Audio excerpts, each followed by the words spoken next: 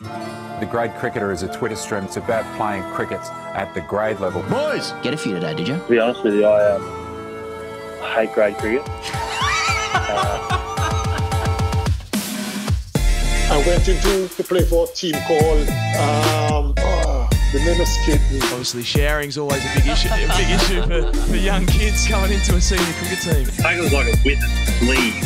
A bit of advice to the players. Yeah. What I want. I refer to the great cricketer here and I'll say, this'll do a little bit early. Oh, the podcast is back. Did we ever leave? Sort of, for a little bit, but we're back proper. What a show we've got for you, lovely people out there on the internet, through your phones, through your ears, through your hearts, and through your minds, and through your soul. A little bit later on that, little bit on that later. The IPL, it's wrapped up. They played half the season. Is it going to come back? Slater and Warner had a fight. We've got to talk about that. The county championship season is in full swing. Full swing, Pezzy lad. We're also talking about Matt Parkinson's ball of the century and Shane Warne's reaction to it. Stuart MacGill got kidnapped. Ramiz Raja said some stuff about Pakistan and Zimbabwe. Ian Bell is on the show. As is Ed Cowan to kick off all seasons. And Ali Martin, cricket correspondent for The Guardian. This episode is brought to you by Budgie Smuggler. You can use the code CHAMP for free shipping at budgiesmuggler.com. And Manscaped, where Pez is going to ask me about my bush later on. Not to forget, hashtag AskTGC. Oh, it's so good to be back. Yeah. My name's Ian Higgins. Sam Perry sits across from me and I him. Pezzy lad, it feels like we never left, but we did. Cool. How are you? Mate, really well. Really well. Great to be here on the cusp of, or just at the start of the English summer. And we're all in on English cricket this summer. Mm-hmm. Sure, it's difficult to get an interview at the moment, Danny. Yeah. Just communicating with people directly now. But we're all in. The reason why this cast didn't come out on Monday, as promised, was because I ballsed up the interview with Ian Bell. Ian Bell, ladies and gentlemen, was sitting on the other end of a Zoom call last Friday as we go to air, 6:30 p.m. Australia time, and nobody turned up. And we said, make him wait. We said, make him wait, boys. And so in return, and this hasn't been recorded yet, in return, he offered another time, which turned out to be 4:30 a.m. Australian time. And you know what? TGC will be there. We'll fucking be there. Tomorrow morning. We'll fucking be there. And if we're not, well, you'll find that out later. We'll find that out later. But that's fair enough from Belly, I think, as well. Well, he could stitch us up. Make him earn it. Make him earn it. Exactly.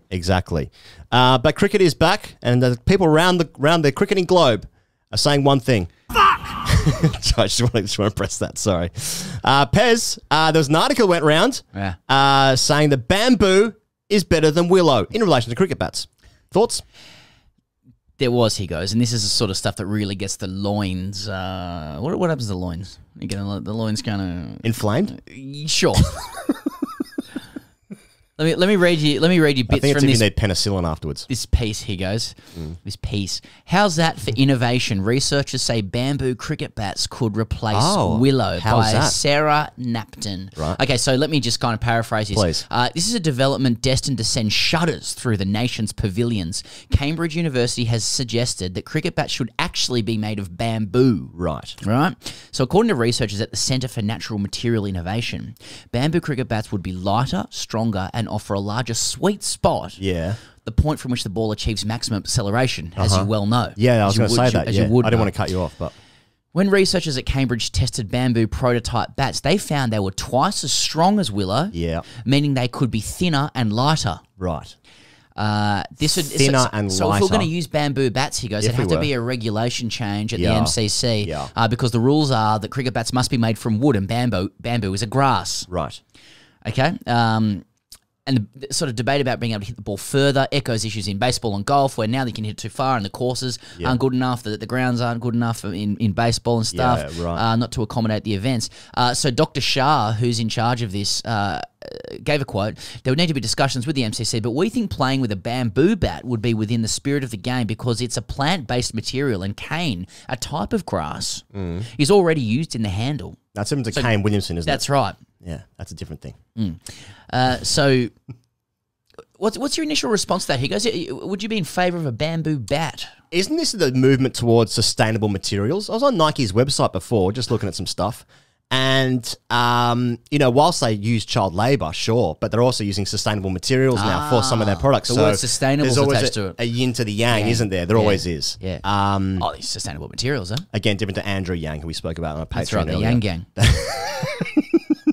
Not to be confused. Yeah, people often get those two confused. So I didn't realise that a bat had to be made from wood. Like, what if I wanted to go at the bat with an A4 piece of paper? Might as well have done. As far as he goes, listen. From what I can deduce from this, Don't tell me to listen. Yeah, fuck, stern. Rude. So English willow, as far as I can see, needs 15 years to mature. Right, okay. And according to the study, there's a shortage of quality willow in England. Okay. Whereas the bamboo in question grows abundantly in China. Yeah, I know. It's the part of the Asian century. Sorry. And Southeast Asia, also South America, and matures twice as fast. So it's easier to get.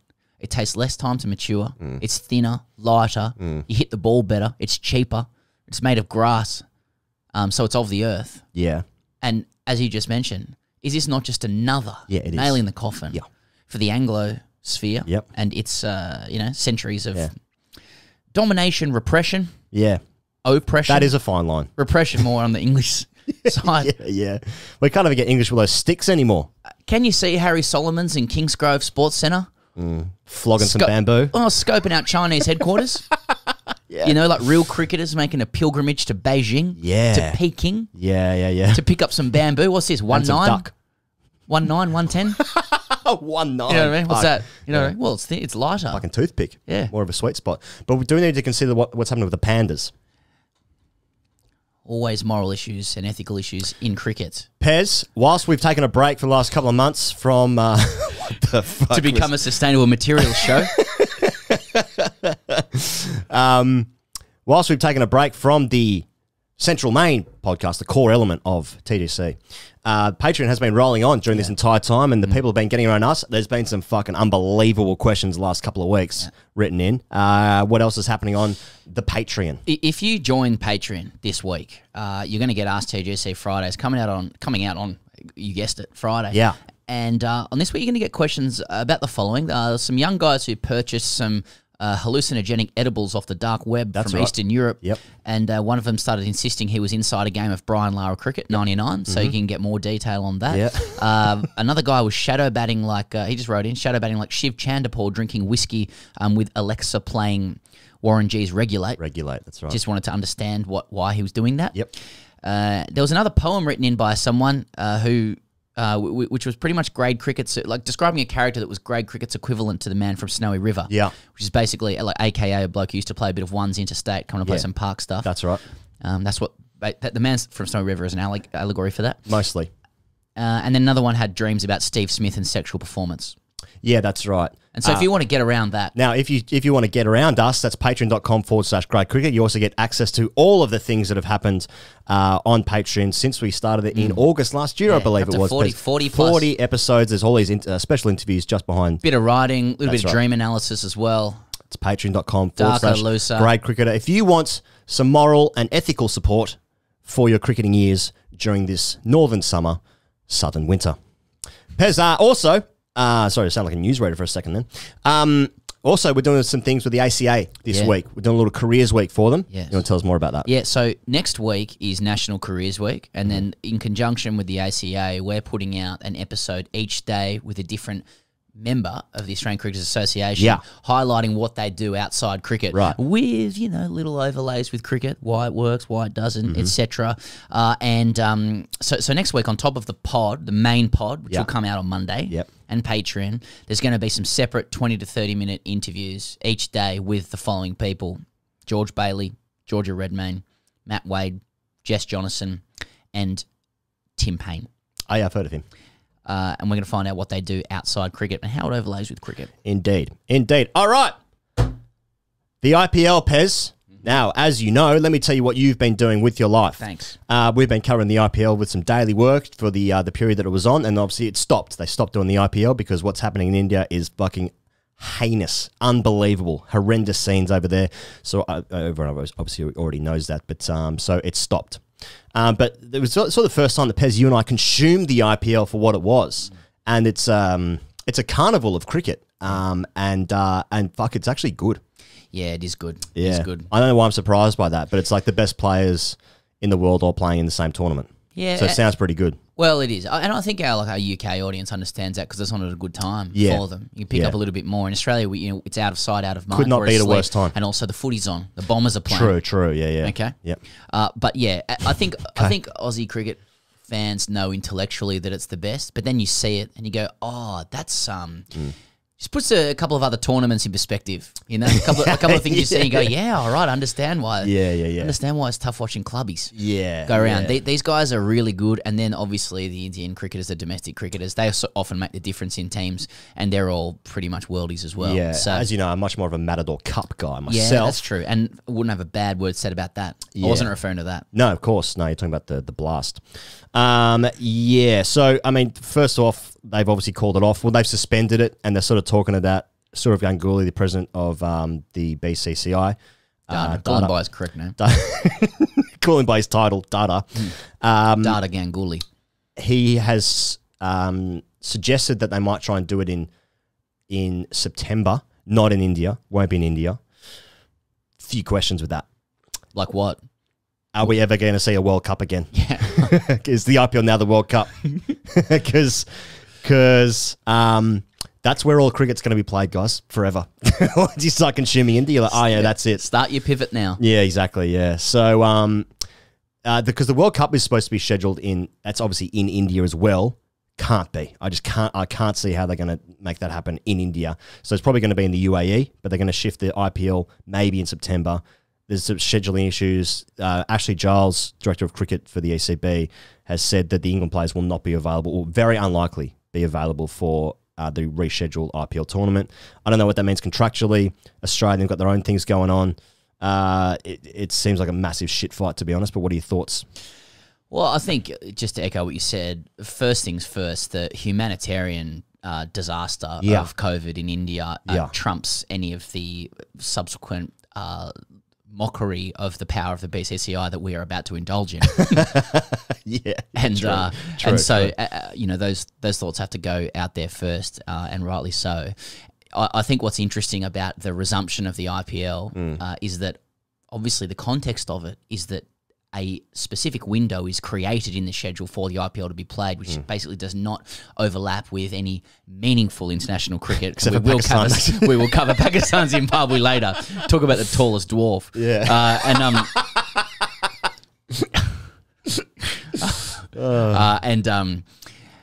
So now that they have to find another window, and it's going to overlap with other international cricket that's happening. Not Australia. No. Not Australia. No, we're all good. No, we don't need to play. What do you guys want to play? All good. We'll play later. Yeah. It's going to, you know, it will be interesting to see who can flex most. And yeah, Ashley Giles has come out and said if it overlaps with England cricket in that September window where they play 6 white ball games against Bangladesh, that the players, that England contracted players will be required to play for England. Now, if I'm an England player ahead of the World T20, I don't know what sort of Skrilla they've lost. Yeah. Right? And that's relevant. Yeah. But it's like, listen, you've got to play this ODI against Bangladesh ahead of the T20 World Cup. Or you could play for like Rajasthan Royals or something ahead of the T20 World Cup. There are both financial and cricketing reasons. I'd say the IPL would be better. But instead, they'll be taking on Shakib Al Hassan. Yeah. Who's a good player, though. Who's also in the IPL. Yeah, good So point. is he going to play? What's he up to? Yeah. I don't know. Well, anyway, one of the one of the broader takeaways from the Australian situation in the IPL was that David Warner and Michael Slater got into a fight. Well, did they? There was some competing accounts of this. Yeah. It was a piece that turned up. And let's give some context to the audience here. A piece that turned up in like a written by Phil Buzz Rothfield, who's like a very colourful, polarising identity, mainly in Sydney rugby league circles. Like he breaks the rugby league gossip, and fuck, there is no greater soap opera in sport than rugby league. Unless you're in the Maldives. Unless you're in the Maldives, it would compete with WWE or whatever it's called these days. Yeah. And so Phil Rothfield, of all people, breaking a story of Michael Slater and David Warner having a fight was a bit, what? What's doing here? That doesn't align. And though when I say a fight, it was like a brawl.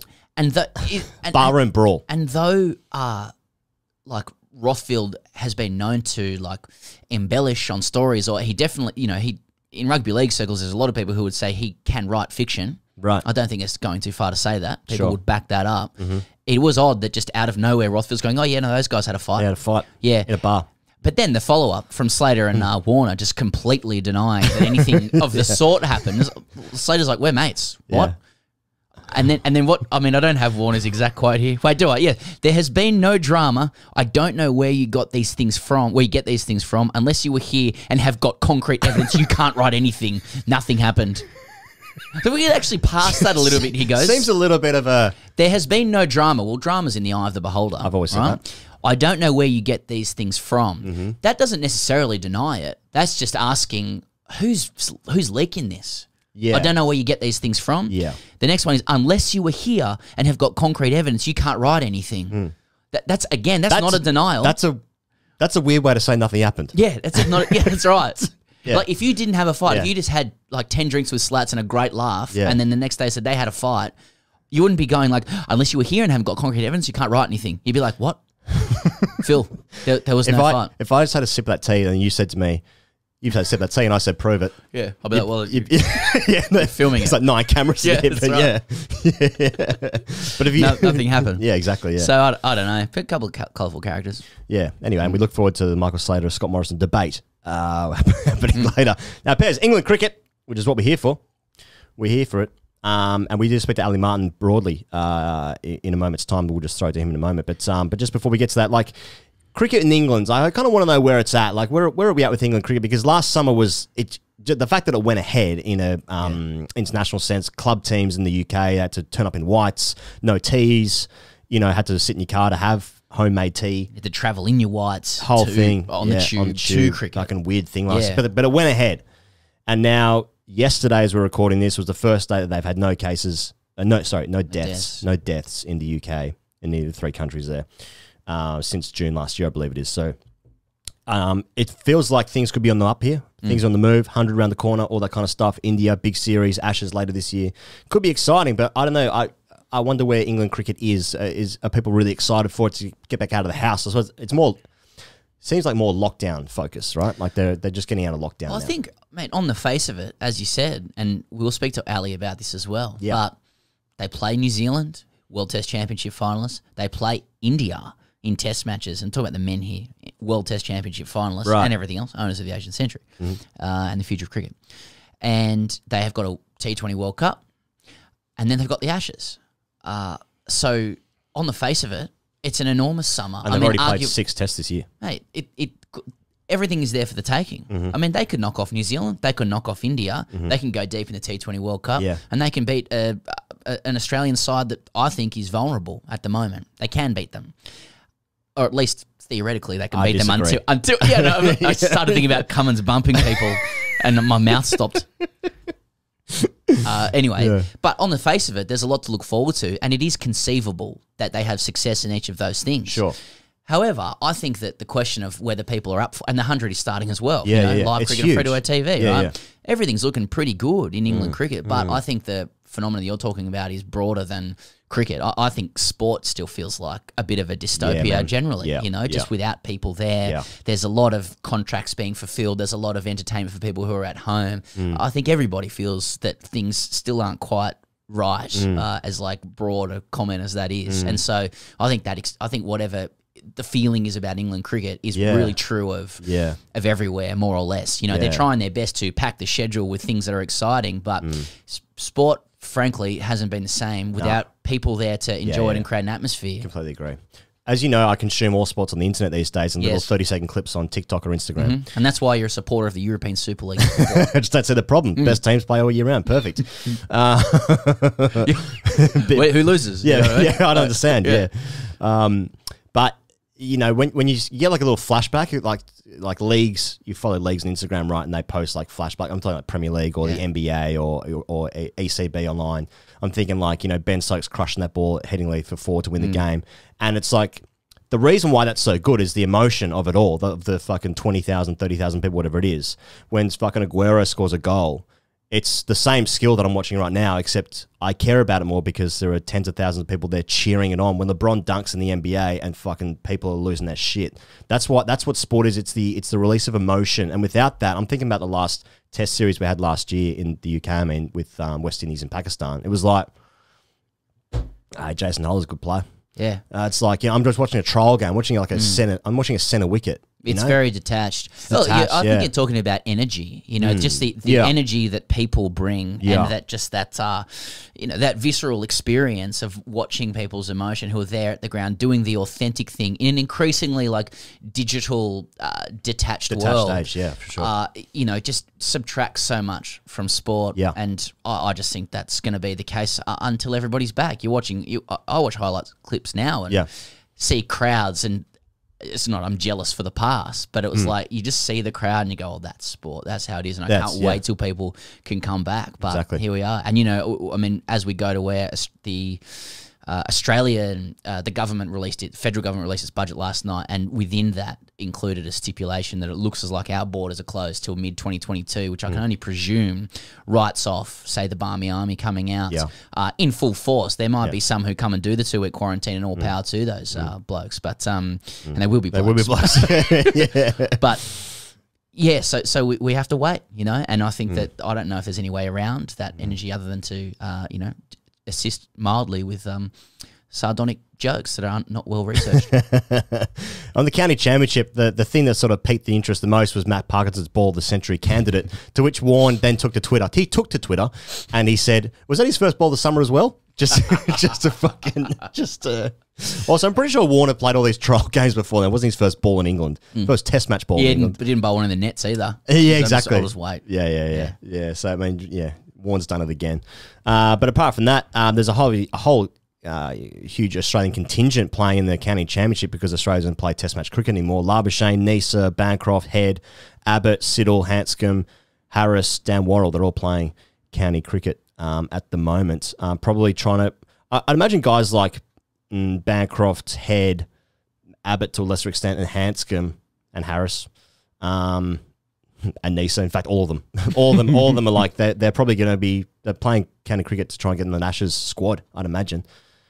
Yeah, it's probably just a good opportunity to be a pro over there and build your cricket experience as well. I know one thing that's happened with county cricket this summer is the increasing prevalence and sophistication of the streaming that they're doing. I mean, if you follow enough county teams and you're in the cricket echo chamber online, then you're just going to be filled with county cricket streams, which is good. I can only imagine for a lot of county players, like a Matt Parkinson or whatever, who's bowled a couple of absolute fucking seeds. Yeah.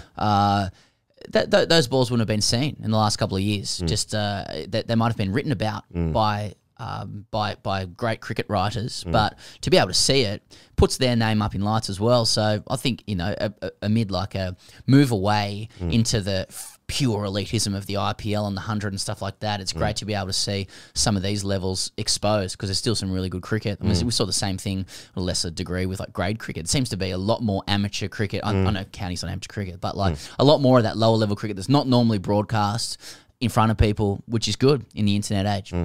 Matt Parkinson played grade cricket. He played at Gordon. Ah, nice. Okay. He was on that. It was an Indian tour as well. He's been in a few squads now for England. We should talk to him. Okay. Now, one person. Before we get to that, Ed Smith. Ed Smith. That's probably the most interesting talking point for England. They've dumped Ed Smith as a selector. They've restructured their thing. James Taylor is now the head scout. I don't know how you can be a head scout in like a national cricket setup where it's all fairly streamlined anyway. But Ed Smith dumped as a selector was an interesting one where like he didn't really get along with the players. It seemed like. Yeah.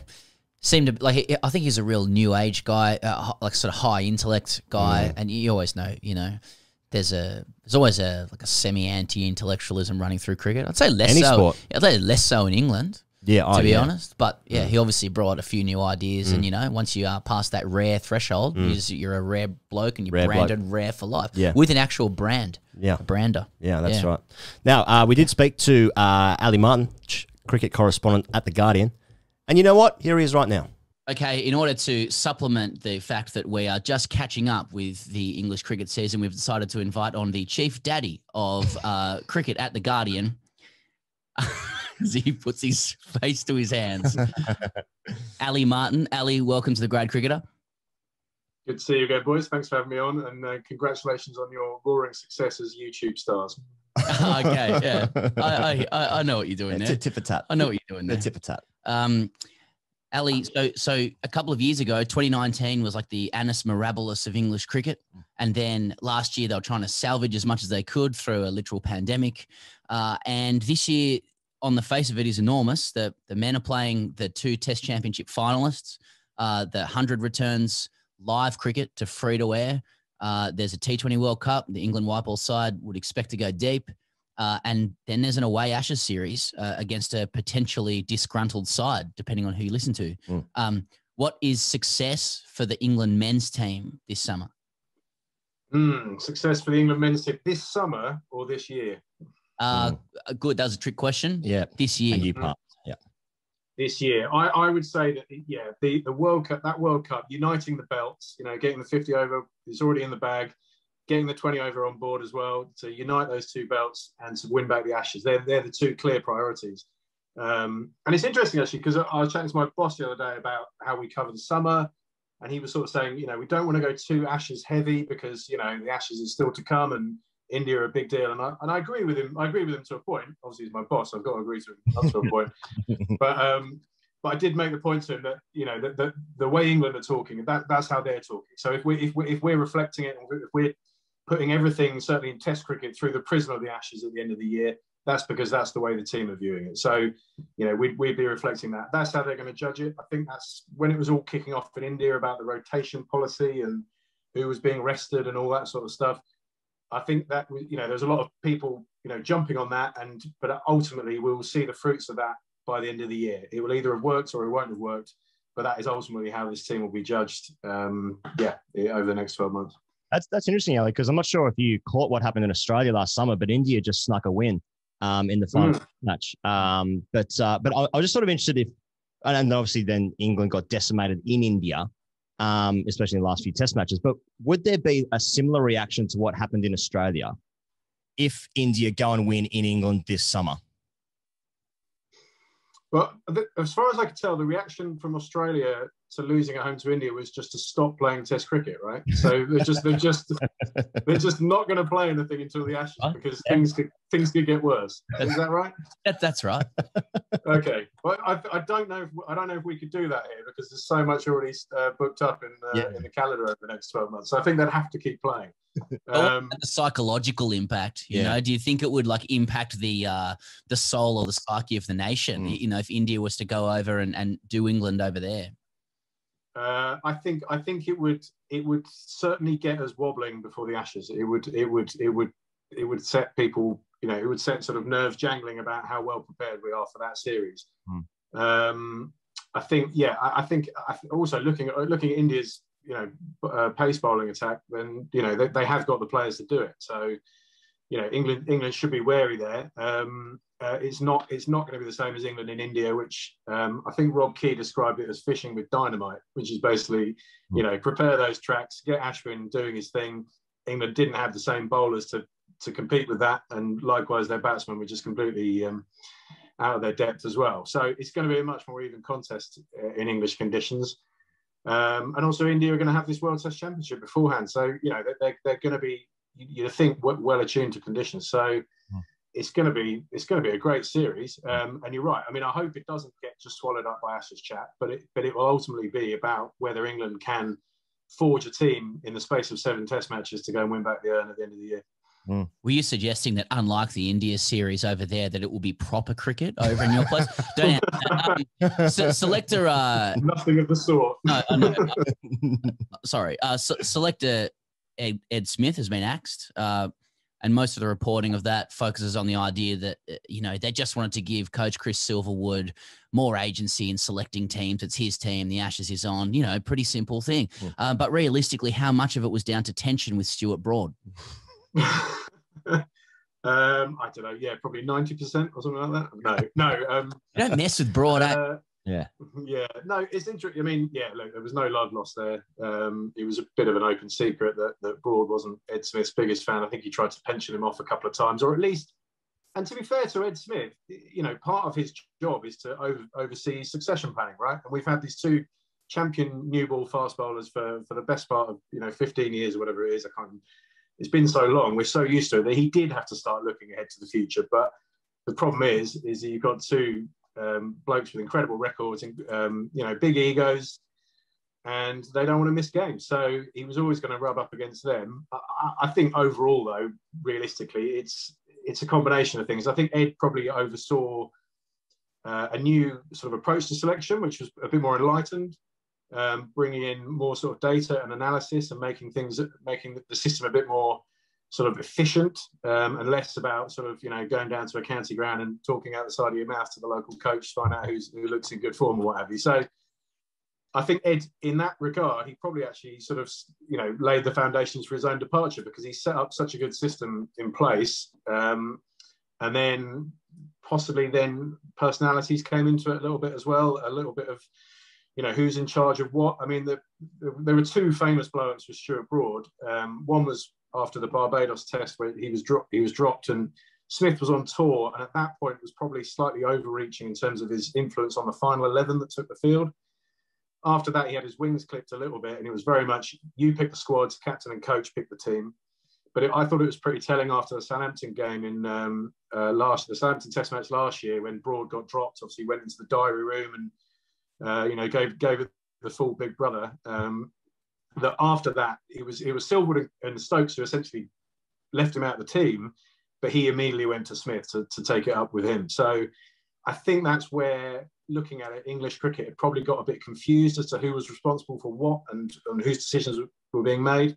Chris Silverwood, now the buck stops with him, as you say. He's unlike with Trevor Bayliss, who didn't really know the English players when he came into the job, and over the course of 5 years probably still didn't know them very well. And I love Trevor Bayliss, to be honest. He's the best England coach I've seen in my time, I think. But there was one point when me and him were having a conversation off the record, and he kept referring to the Big Bash guy. And it took me about 5 minutes to work out he was referring to David Willey, who probably made his debut like a year before. So, I mean, that is side mouth. That's Hal Oval side mouth stuff. That's good. Yeah. The Big Bash guy. Anyway, but Chris Silverwood, he forged a title-winning team at Essex, completely ingrained in English cricket. He knows the players out there, and probably over the last year or so, because of COVID, they've had these enlarged squads, sort of 25, 30 people on the ground at times. So he knows exactly what resources he's got at his disposal. And then looking ahead to the next 12 months, those two goals, the World Cup and the Ashes, you're probably not going to see any bolters from the outside, and therefore I think they've just slimmed down the accountability, and it's now Chris Silverwood's head on the block plus the captains. Can I ask you a broad question, Ali? In fact, I can, because it's half my show. Last year, the impact of tell us what the impact of COVID was for the UK season, because obviously there was still some test cricket. The Windies came over, Pakistan came over. There was still some cricket. And now, as we're recording today, I understand that today's the first day since June, I think it is, last year. There were no deaths in the UK from COVID. So it seems like things have turned a corner. So where is the UK and cricket at with COVID, if you can sort of make an answer of that? God, right. Well, look, I mean, the season's up and running, right? So, I mean, apart from not having crowds in for the first few rounds of county championship cricket, I think we're going to be they'll sort of leverage up in terms of 25%, 50%. But I think by the end of June, you'll get full grounds again, I think. So, people are slowly getting vaccinated. I've got my vaccine card here. I got done the other week and felt as sick as a dog afterwards. Congrats. So yeah, it's kind of all systems go, really. I think the big impact for English cricket, probably looking at the international side of it, is teams coming in. So we've got the New Zealand players coming over from the IPL. We've got English players coming back from the IPL who are also quarantining. We've got the Indian team that's got to come over and come into the bubble for the World Test Championship final. And at the moment, if you come from India, it's a mandatory 10-day quarantine in a government hotel. And hearing from some of the England lads who are currently experiencing that, they're not the most plush surroundings that they find themselves in right now. So I think that they're the biggest impacts. And also, I mean, just to give an example, someone like Chris Wokes, who Ben Stokes is injured at the moment. You'd look at Chris Wokes to balance the team against New Zealand as the all-rounder there, probably batting at number 7. But he's going to have 10 days in a hotel room. And for him to then go from 10 days in a hotel room to a county game to England, there's a big sort of red flag there in terms of possible injury and what have you, because he just won't have the overs under his belt. So there's loads of, I mean, I guess it's the same in life generally, in society, that everything is just harder and slower, and there's so much more box ticking. and it feels like you're walking through treacle at times to achieve anything. But for all intents and purposes, English cricket is sort of back, and it's an absolutely bumper summer, and the 100's coming as well on top of that. So yeah, I'd say the big thing's getting players over, but fundamentally English cricket is back in business. Just on the 100 quickly, Ali, we'll let you go in a second. There was a bit of PR evil genius a few weeks ago from the 100 where they were like threatening to change the language of it and all that kind of stuff, and just wound up the right people, it seemed to me. But 100 days out from the tournament starting, but like what are the anticipation levels like for the 100? I mean, a couple of years ago, it seemed to be a great energy behind it, even if it was polarizing. Do you still feel like it's going to bang the way that the organisers want it to bang? I think it will, because I think they just will throw so much at it. I mean, they're absolutely, there's no way back now. They've ploughed all the money into it. The ECB's reserves were something like 70 million about 3 or 4 years ago. They're now pretty much vanished because they've ploughed it into that.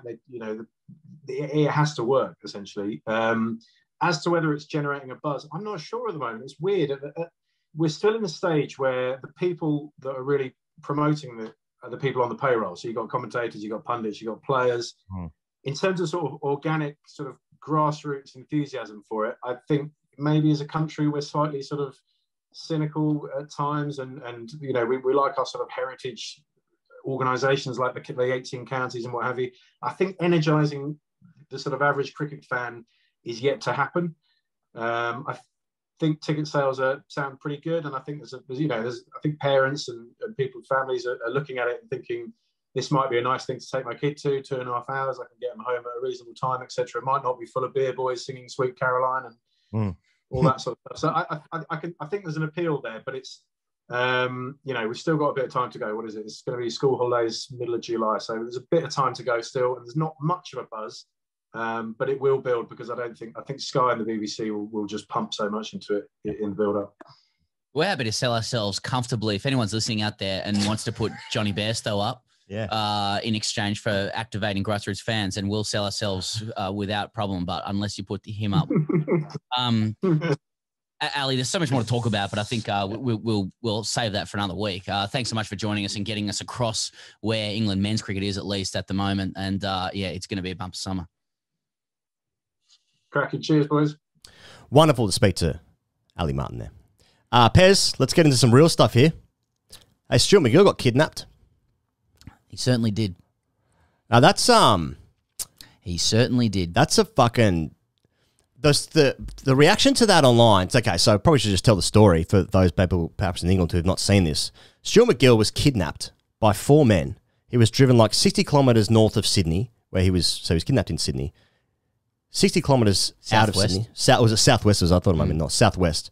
Taken to location, he was beaten, threatened with a firearm. Then he was driven back and dumped in Belmore.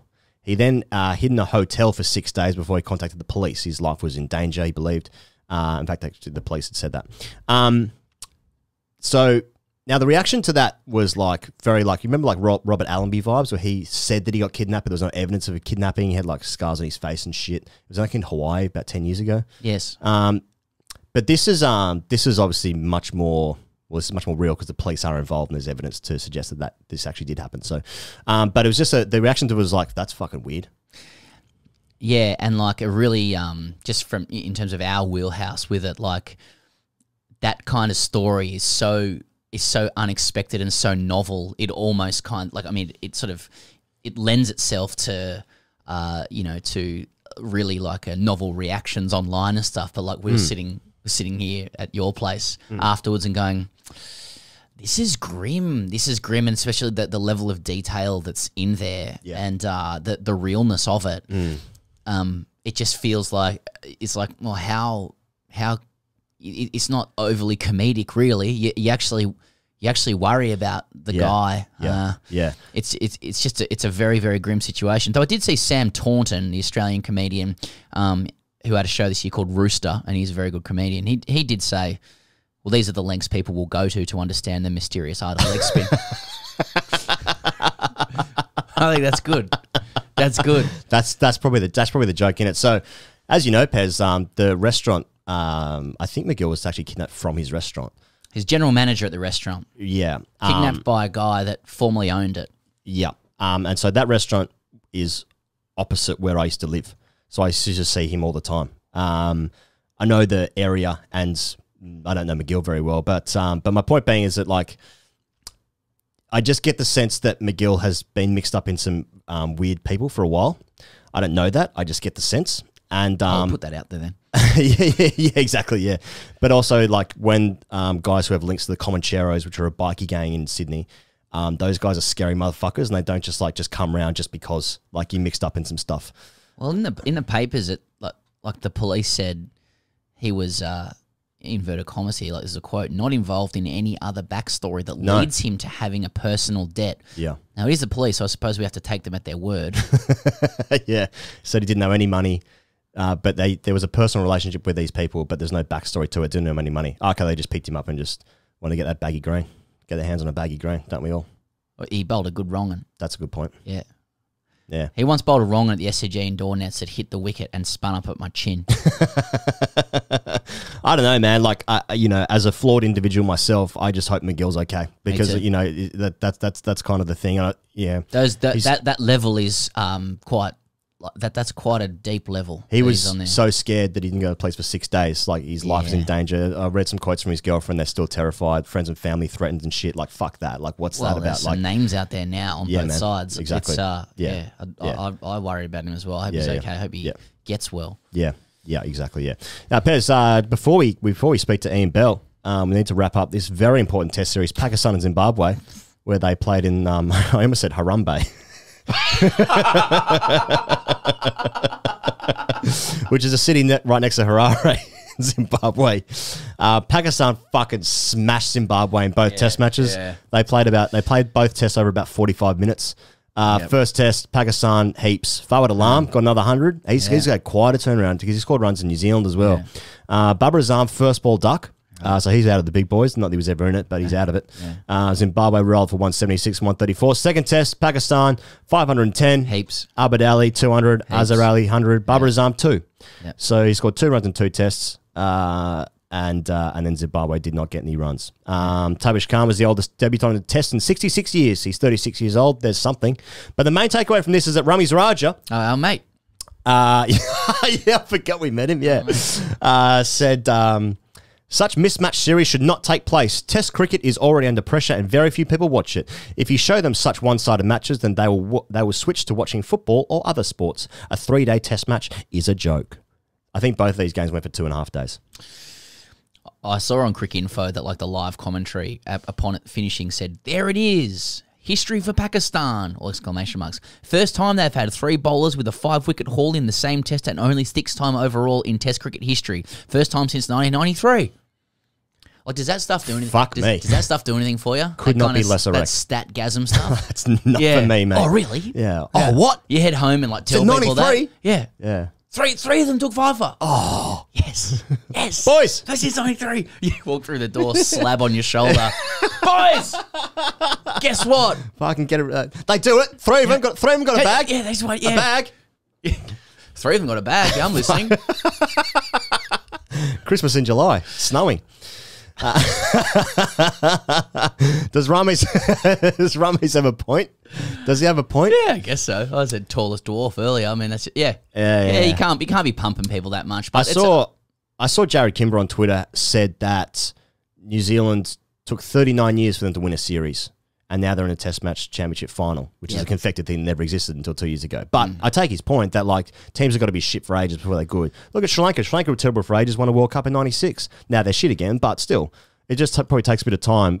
And Zimbabwe were part of the cricket ecosystem during the 90s, which has actually been proven to be the greatest era of sports. That's right. And given that's the case, then they, like European Super League, they should always stay in there. Yeah. So I'm happy to see them playing. Yeah. At least you got to be playing. Get a longer back in there. Yeah. Flower Brothers, Heath Streak. You kidding me? Well, no, Heath Streak just went down for corruption. Probably shouldn't have said Heath Streak, but get him in. Get him involved somehow. Sure. Yeah. After he served his time, of course. Nah, but do it now. Do it now. What's the wicket doing? Who's playing? Okay. I'm just interested. He's devastated that happened to him, but yeah. Tragedy plus time. Exactly. All right, Pez. Manscaped, right. before we get into Ian Bell, let's start Ian Bell with a Manscaped. Yeah, bit. God, people are just waiting for Ian Bell. No. I also want to say at the end of this, there's one of the greatest contributions sent into us in the history of TGC. Someone's put together a little track that is going to be leading into this bit. So, okay. Enjoy that. Yeah, Manscaped. Hey, you. Yeah, you. Got bush? You definitely do if you haven't tried the best products from our sponsor today, Manscaped. After using... You're fucking dead in your eyes. After using these life-changing products, you're going to want to join a ball sack beauty contest. I'm looking out for you too, because I also have an exclusive 20% off discount. Use code TGC. Can I stop you there? Yeah, that's literally the promo. Perfect. Use the code TGC at manscaped.com. Now, the idea of a ball sack beauty contest. Yeah. That's mostly just grade cricket showers. That's right. That's mostly Tubs. grade cricket showers, yeah. Yep. I don't like the idea of it. But it happens. Yeah. It's not official. Not official. There's not like it's not like a contest like a Miss Universe or something. You don't parade your ball sack. Similar. Yeah, there's high fashion, there's bikini. There's some other contests there. Okay. Some guys that I played with were like real proud of the balls. They were like real ballsmen. Some people need to be. Yeah, I guess so. Some people need to be. It's like a turkey's neck. Manscaped is dedicated to helping you level up your full body grooming game with their Perfect Package 3.0 kit. More kit. Cricketers need kit. Need kit. I'm still just in case people are wondering. Are you still scaping? I'm scaping. Yeah. Yeah. Of course I am. Yeah. I'm scaped in a while actually. So this is the best trimmer on to help you trim up the hedges. This trimmer features a cutting-edge ceramic blade to reduce grooming accidents thanks to advanced skin-safe, trademark, technology pioneered by Manscaped, trademark, TM. That's good gear. I've said it before, it's a game changer. It's a game changer. When you trim the hedges, the tree stands taller. Yeah, the optical inch.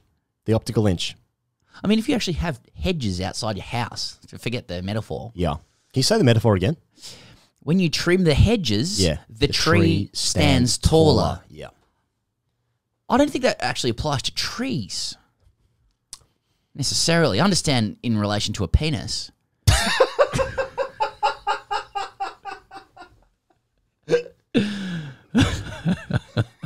Anyway, you'll also find a flawed metaphor. Doesn't make any sense. Yeah. Who wrote this copy? You'll also find the Crop Reviver Ball Toner, a spray-on testy toner. Okay, this is getting silly. Listen, go to manscaped.com. You're going to get 20% off. This is a clipper for your balls, for the pubes above it.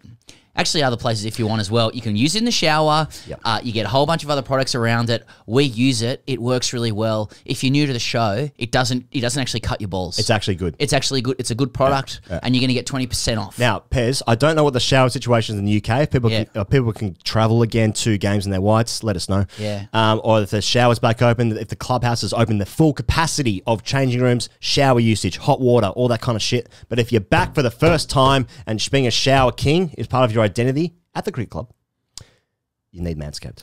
Get 20% off and free shipping with the code TGC at manscaped.com. That's 20% off with free shipping at manscaped.com. And use code TGC. It's 2021 and you still got bush. Change that with Manscaped. Here he is. Here's the great man. After a banger, here's Ian Bell. Okay, here goes. Let me throw some numbers at you. 118 tests, 7,727 runs at 43, high score of 235, 22 tons, 46 50s, 100 catches. 161 ODIs, 5,416 runs at 38, high score 141, 4 tons, 35 50s, 54 catches. 20,440 first-class runs at 44, a high score of 262, not out, 57 hundreds, 105 50s. Not bad. Pretty tidy. He's the purist's purist, elegance writ large, and most of us do consume that cover drive in incognito mode. The last time we invited him onto the show, we got Tim Bresnan to say, go on the grade cricketer at Warwickshire training, to which he replied, what's that? He's our friend, he's your friend, he's Ian Bell, MBE. Belly, welcome to the grade cricketer. Thanks, guys. How are things? All right? Things are all right this morning. Things are all right. And can I start with an apology, Belly, for leaving you sitting at your laptop last Friday morning? It's all good. You must have been thinking it's all good. Just missed out on a game of golf, that's all. Billy, can I ask you, on your Wikipedia, which obviously you manage and curate, It says your nickname's... Oh, I wish I did. Well, I don't, but go on. Says your nickname's Belly, which I think I understand, or the Sledgehammer of Eternal Justice. What? Yeah. I have no idea. No idea. I don't even know who writes these stuff. Like, it's incredible, isn't it? Incredible. Could be worse, I suppose. Could be worse, yeah. Could be worse. Could be worse. Well, we'll have to start with the OG question, Belly, as we do on this show. You were an earmarked worldie from a very young age. What's your relationship, if any, to club cricket?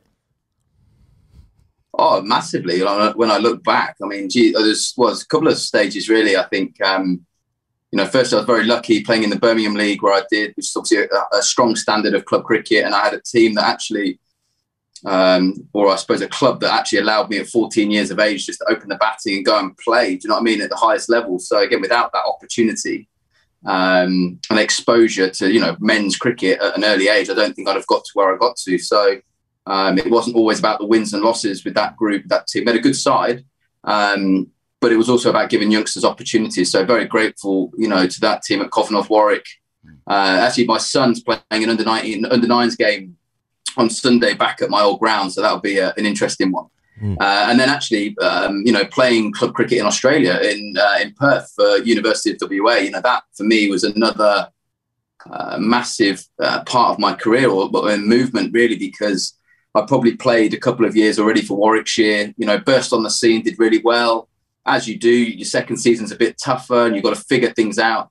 And John Inverarity at the time was head coach. And he basically just told me, you go to Australia, here's the chairman's number, which it was a guy called Kevin Penta, I think it was at the time. And Chris Rogers' dad actually was part of the club as well. And they said, right, get yourself air tickets. That's where you're going this winter. And actually, you look back, it's probably the best thing that ever happened for me. And I'm sure a lot of English players say the same thing. It was just I'd obviously been very lucky that I'd gone through the English system as such, like in the academies and 19s and done all that. But this was go out there, fend for yourself, live for yourself, do all your own stuff, not being told where to be and what to do. And actually came back a much better cricketer. So I think there's two parts, certainly in my club cricket, which, again, I wouldn't have been or played the games I had for England if it wasn't for those experiences and the people I met, in that period of time. I've done a bit of digging, Belly, and make no mistakes, the tentacles are long around the English club game for us. First, multiple people from all levels have said you were just a very good boy growing up and there's literally no dirt on you, which is disappointing. But second, and maybe you can fill us in here. So I was told in 2019 you were called in to play for Nolan Dorridge, prestigious club in Solihull in the Midlands for the literally around the back of my back of the house. Yeah, right. Well, and it was the big local derby. So let me just set this up. It was against the league. This is what I'm told. Anonymous source. No, against Berkswell, yeah. Yeah, okay. Against the selling league. it well. Selling it well. It was against the league champs, who are very new money, very meaty, as they were a small village club 15 years ago. It's just a little whack there. Yeah. The clubs kept your appearance for them quiet until the Saturday morning at your request. Didn't want a big song. Yeah, it probably was. Yeah, it got leaked a bit earlier than I thought. My request was until the end of play on the Saturday would have been nice. Well, but it was announced on socials and it went round like wildfire. A lot of people rock up to watch. Yeah. So I guess my question is: so there's the scene set. Yeah. Big local derby. You're turning out for Nolan Dorridge. Belly's in. Well, what happened next? Fair bit out. You've missed a fair bit out. I've got to play it out a little bit more than that, but. Okay. Put it this way, if people had turned up about 15 minutes after the start, they'd have missed it anyway. But you missed out. I mean, I've been out, I've had surgery, I was coming back. I'll be honest with you. I mean, actually, I only played 2 games that year, actually, and that was one of them. So that wasn't ideal. But yeah, I just had surgery. I was trying to get back playing. And like anything, you need to get out and what it feels like, and probably wasn't quite right. But yeah, it lasted one ball. Which is also a great leveler, isn't it, for all of us? Like the game is an amazing game, wherever you're playing, whether it's at K&D or you're playing at Lords in a Test match. It's an amazing leveler. So yeah, it wasn't the ideal start I wanted. What I did try and do, when this goes down well, whether you've heard this, I actually bought all the lads a beer in the dressing room, nearly apologising. Basically, there you go, lads. I don't want, apologising for the one ball of a Test player coming back and playing club cricket. So. but yeah, that was a. Thanks for bringing that one up. No, Yeah, that's all right. nice Well, one. it's a club cricket show, you know. Yeah. I've got. I didn't even get a bowl as well, though. I was expecting a bowl, but I saw that. and then we had like Dan Mousley, a young lad from Warwickshire, swaggering around with his shirt out, belting it to all parts as well, which was great. He nicked off to former Walks and Leicester seamer Richard Jones. They were whooping and squealing like nothing you've ever seen before or heard before. So how do those emotions upon being dismissed like compare to being dismissed for England? Oh, worse. I was like, what the fuck was I doing here today? That's basically what I was thinking as I walked off. Literally, I was like, what have I just done on a Saturday here? Yeah. And how have you turned? Probably worse if I'm honest with you. Have you turned? Have you rolled the England kit into the dressing room? Have you walked out to about a bit of tape over the 3 Lions badge? Like, I couldn't do that. I had to get all the Nolan Dorris shirts and caps. I would never. I've seen people do that. Actually, I think Dan Mousley might have been wearing his Warwickshire shirt with his name on the back. I couldn't have done that at all. Hey, when you were that's what I'm saying. I said to them, yeah, I'm happy to play. I'm still coming back. Don't know where I am with my body anyway. So please don't say too much. So when I woke up out of bed, I was like, yeah, okay, great. That's gone down well. Social media's got that. So that's brilliant. Hey, when you're playing grade cricket over in Perth, I think Dom Sibley played a couple of years over in Perth as well. What does a young Ian Bell face with in the nets? You wouldn't have faced many in your half in those first early net sessions when a young Ian Bell, this young English bloke's come over, bit of grade cricket. Are you just getting bumped in the nets? Are people being very accommodating to you? What's the sort of setup over there? No, it's good. I mean, that's what I enjoyed about it. I mean, how much it's definitely, I thought, was taken a little bit more serious than maybe club cricket was here in terms of your training and preparation was definitely more professional. I mean, I do remember my conversation with Chris Rogers' dad when I first arrived, and it was a bit like, bearing in mind, I've already probably played 2.5 years of professional cricket in England. And I don't know whether it was just get a bit of a reaction, but it was like, yeah, I think you're probably starting the second team. And I was a bit like, so I didn't know quite how that was going to work. But luckily I started in the first, and it was a pretty good year for all of us. But there's some good guys, actually. We had a young group of lads, all about the same age.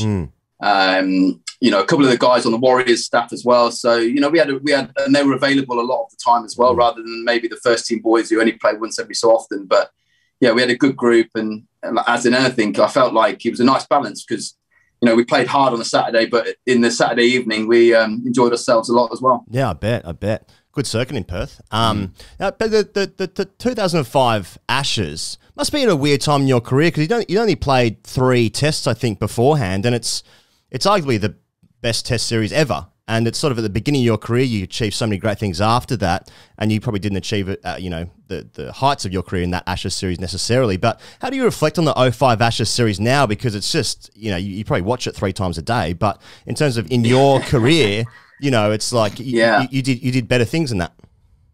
For me, I think it was the biggest education I had, I think, through my early career, really. As I said, I think the 3 test matches I had before, 2 against Bangladesh, 1 against the West Indies, and that, without being disrespectful, playing an Ashes series was a different level, not necessarily just in standard, but just the whole, expectation and the media scrutiny went up. So I think for that, like you said, I mean, I know. I mean, when you're a top order player, whether it's for Australia or for England, top 5, your job is to score runs and plenty of them because there's so many good players who can get into that side. So I look back and know I didn't get the volume of runs, but I think it made me a better player in terms of the education. Playing all those lots, Warren McGrath, Lee, Gillespie, and obviously watching Ponting and that 150 at Manchester. I mean, again, one of the best knocks I've ever seen or witnessed. There was things there that again. Like in sport, you do have tough times. It's how you react to them and how you come back. And I think that series for me was a bit of a watershed moment in terms of, okay, I want to play Test cricket. Now I've just watched the best in the world in front of me on both sides. I saw Flintoff do what he did, KP do what he did. So if I want to have a career at this level, I've got so much more to do. Luckily, I think for me, after a series like that where you don't play as well as you'd like, it's important to bounce back quick. So we went to Pakistan, and I think I was leading run score on that tour, a couple of hundred. So I sort of got kicked back in quite quickly, and then went on, I suppose, for the next few years as well. But yeah, I mean, that series is phenomenal. Like I said, individually, there's some weird, it's not my finest out of the 7 Ashes I've played in, but I would look back and think in terms of an education, I learnt more in that series than I probably learnt in any series I played in. Yeah, yeah. Belly, as you well know, in Australia, it's more important to look good than be effective. Yeah.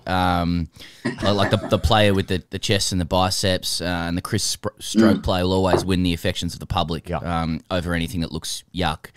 And that's why we would have always trusted you in the team. So tell me, look, you know, what's it like to be a good-looking cricketer? As in, you look good when you play, and you're good looking too. I just saw your forearms as well. Were you aware? How old were you when you were aware people were just purring over your technique? Like, did you know that you were aesthetically pleasing? Did you ever feel objectified? And you know, like, you know, did you ever think I'm more than my cover drive? What was your relationship to your attractiveness? Yeah.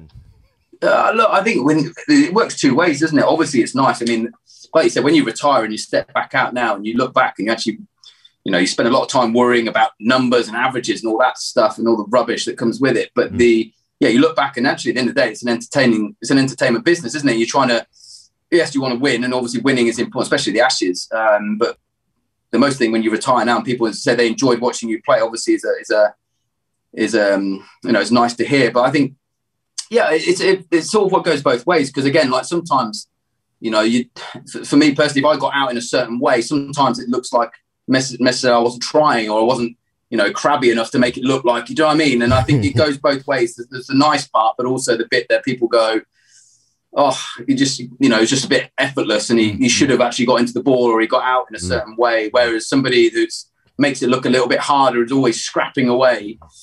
He's really trying. You know, they always look like they're fighting. So I think there's that balancing act to have, isn't there? But I'd rather have always had a nice cover drive. So it's always nice. I suppose that for me will always, even in 20 years' time, people will remember me having a nice cover drive rather than just scrapping around for runs. Yeah. Ian Bell or Graham Smith. I mean, which got a big bat. He's got a big bat, yeah. Hey, Belly, 2010-11, I actually didn't realise they played National Series that year. I sort of missed that one. Yeah. But in the last in the last 30 years, England have won 6 games in Australia. Three of those came in that series, and you guys fucking smashed us. 3 wins by an innings in that series. You averaged 60. But I mean, 62 or something. I mean, but at what point did you get the pads on in that series? Because that was just cook and trot. No, I was going to say I averaged 60, but I hardly got in until the 120th over. So it was good. And I think that's there's no doubt. I think if you ask any of the guys, I reckon certainly the lads I played a lot of cricket with, if you could go back to one period in that or end of time, it would be that SCG dressing room when we obviously won the Ashes, because the reality is when you watch it, you know how hard that is to win over there, and to sit in the SCG drinking your beer, smoking cigars is as good a feeling as it ever can be for an English cricketer. So it's phenomenal, really, to be honest with you. But again, I mean, like in anything, and with the Ashes coming up as well, it's volume of runs. If you don't score big runs, you can't win out there. So I think that was the fact, as you said, Trotty, Cookie. Well, you can go through the list. Was it everyone was playing well? I think that's my reflection on that tour, really. Actually, just the whole squad, not just a couple, but the whole 15 were just in the right place at the right time. Everyone was in good place mentally, physically. I think we lost, Stephen Finn and Broady. Finney got left out. Broady was injured. Then Bresnan and Tremlett come in. So it's sort of like we just had a squad of everyone just at their peak. And maybe Australia weren't quite at their peak. And it just, it was the right place at the right time. All our preparation was good. I think we'd won in WA. I think we'd won then in Adelaide. We went and beat Australia A. And then obviously on to the Gabba. But I mean, my first tour, I remember playing against New South Wales. And I think we played, on that tour, it's the best thing. We played 11v11, basically. We're looking to win these games. The other games we played as practice games. But my first experience of a touring game was we played New South Wales, who obviously at the time, it was literally like test bowler after test bowler after test bowler. We were getting smashed. So we were losing to state size before we even got to the Gabba. So mentally, you could feel that this was a different challenge. So I know for that tour, Straussy was very much adamant about we have to win the warm-up games because we want to take that momentum to the Gabba from the experiences we've had before. So everything just worked at the right place. Like I said, the players, even the players who missed out, could arguably come in and do a good job. You're talking about a bit of a traditional approach there, Belly, and I want to sort of link that to this summer, this Australian summer, if possible. So you came out pretty hard against England's rotation system after they lost to India in the shortest test since the Second World War, citing that India wouldn't do the same thing that England's doing if they were 1-0 up. I know there's some differences there around the amount of cricket they're playing and stuff like that. If I could just narrow in on that a little bit, like, who are the big dogs of the bowling cartel for England in your view? So let's say series on the line against India at home, Australia away. Who are the bowlers you want on the team sheet there in those big moments that you're speaking about? What, the ones coming up or the ones in the past? One's coming up, yeah. Well, I think Jimmy Anderson will always be there and thereabouts, even though, it's incredible what he's doing. I think the one thing England will have going forward now, and I'd be really fascinated to see, if they can keep them fit, certainly for the Ashes, you're going to have the likes of Jofra, Mark Wood and Ollie Stone, all can bowl 90-mile-an-hour plus, which I think that'll be the first English side for a long time that can say they're going to take 3 guys of that pace, which will be really fascinating to see how that combination works. And they'll have a little look, I think, for this New Zealand coming up, the New Zealand series coming up now. They'll just have a little look of other options. Craig Overton as well has a little bit of success and actually played some good cricket in the last time England were there. And I think that my point with the rotation thing was, I agree with, I think in this current climate with, all the, regulations and you can't get out your hotel. And I agree with it. We've got to look after the player welfare. But for me, when you win games of cricket, you go again. You can't. That's very dangerous to start making changes. And I think the rotation's good. But for me, if you're playing, I think India were at the time ranked number 1 in the world. It's hard enough to win over there. So you pick your 15 that play that 4 test matches, and then they get left out of the one-day series and the T20s or whatever. I don't think you can have people coming in and out of a series, only for 4 games. That was my point. I've got no problem. I think we have to look after all the players in this, and it's been brilliant to see cricket going on in a pandemic. I think all the players have to take credit for that. And there's no, we all sit here and have an opinion, but there's no real right or wrong with it. It's impossible to get the right answer. But I just think when you're playing the best teams in the world, you just need to have your 15 players there and you go with it. But they were talking about, obviously Australia, hard place to go. And it's obviously a huge year, huge 12 months, but huge winter coming up for England. 2011, Trent Bridge, last ball before tee. Owen Morgan flicks one to the leg side. You know where I'm going with this. Ball stopped in the boundary. Everyone thinks it's gone for 4. Donny runs you out. Goes to the third umpire. You're given out. Huge commotion. Crowd booing. Donny at tee time withdraws the appeal. You come back out. You score some more runs. I think you're about 130 at the time. 2019, Australia against Pakistan in the UAE. Very similar thing happens. Australia run out Azhar Ali and they give him a send-off. Thoughts? It's a good one. Well, yeah, it's interesting. I think what I look back on that, again, for me, I must have been hungry or something because I literally belted for the pavilion when I thought it was 4. If it was the other way around, I'd have been safe and we'd have been fine. But yeah, it's interesting how different people see different things, isn't it? But it obviously got Dhoni a Spirit of the Year for the decade or something like that, or Spirit of the whatever the game of the year award. But a bit of a mistake on my behalf. Should never do that.